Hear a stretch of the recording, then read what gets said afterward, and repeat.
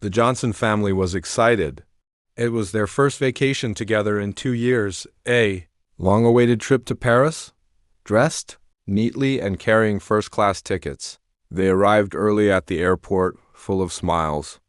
But their happiness quickly turned to confusion when the flight attendant at the gate, a woman named Claire, looked them up and down and frowned. "Excuse me," she said sharply. "I think you're in the wrong line." "This is for first-class passengers only," Mr. Johnson politely handed over his tickets, but Claire barely glanced at them before shaking her head. "These can't be right. You must have mistaken your class. Please step aside, passengers."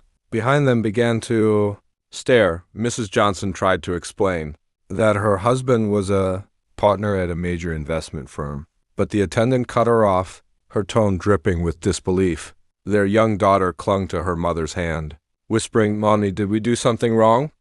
That broke Mrs. Johnson's heart. Mr. Johnson's patience, however, had run thin. He calmly pulled out his phone and made a single call. The attendant crossed her arms, muttering about people trying to sneak into first class, as the Johnsons waited silently. 10 minutes later, the entire boarding area fell silent when two senior airline executives and a security officer approached the gate. "Who refused boarding to Mr. and Mrs. Johnson?" one of them demanded. Claire stammered. I thought their tickets were," but the executive cut her off. "Mr. Johnson is the majority investor in this airline," he said sternly. Gasps rippled through the crowd. Claire's face turned pale as she realized the man she had just humiliated was her boss's boss. Mr. Johnson looked at her calmly.